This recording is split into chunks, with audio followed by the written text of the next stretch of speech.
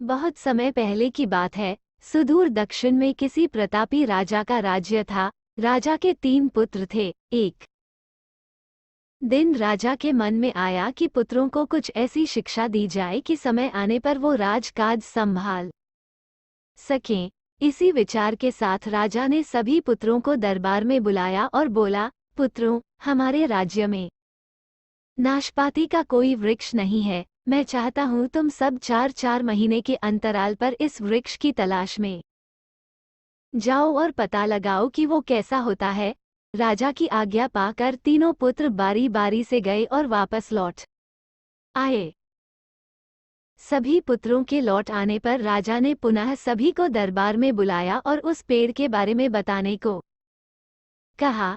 पहला पुत्र बोला, पिताजी वो पेड़ तो बिल्कुल टेढ़ा मेढ़ा और सूखा हुआ था। नहीं नहीं, वो तो बिल्कुल हरा भरा था, लेकिन शायद उसमें कुछ कमी थी क्योंकि उस पर एक भी फल नहीं लगा था। दूसरे पुत्र ने पहले को बीच में ही रोकते हुए कहा।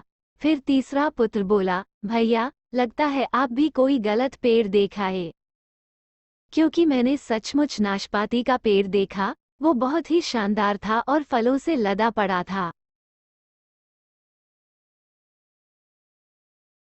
और तीनों पुत्र अपनी अपनी बात को लेकर आपस में विवाद करने लगे कि तभी राजा अपने सिंहासन से उठे और बोले, पुत्रों, तुम्हें आपस में बहस करने की कोई आवश्यकता नहीं है। दरअसल तुम तीनों ही वृक्ष का सही वर्णन कर रहे हो। मैंने जानबूझकर तुम्हें अलग अलग मौसम में वृक्ष खोजने भेजा था और तुमने जो देखा वो उस मौसम के अनुसार था। मैं चाहता हूं कि इस अनुभव के आधार पर तुम 3 बातों को गांठ बांध लो। पहली, किसी चीज के बारे में सही और पूर्ण जानकारी चाहिए तो तुम्हें उसे लंबे समय तक देखना परखना चाहिए। फिर चाहे वो कोई विषय हो, वस्तु हो या फिर कोई व्यक्ति ही क्यों न हो। दूसरी, हर मौसम एक सा नहीं होता। जिस प्रकार वृक्ष मौसम के अनुसार सूखता, हरा भरा या फलों से लदा रहता है, उसी प्रकार मनुष्य के जीवन में भी उतार चढ़ाव आते रहते हैं। अतः अगर तुम कभी भी बुरे दौर से गुजर रहे हो तो अपनी हिम्मत और धैर्य बनाए रखो। समय अवश्य बदलता है।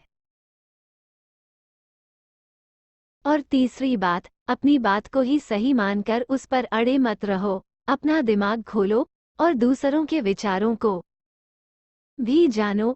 ये संसार ज्ञान से भरा पड़ा है। चाहकर भी तुम अकेले सारा ज्ञान अर्जित नहीं कर सकते। इसलिए भ्रम की स्थिति में किसी ज्ञानी व्यक्ति से सलाह लेने में संकोच मत करो।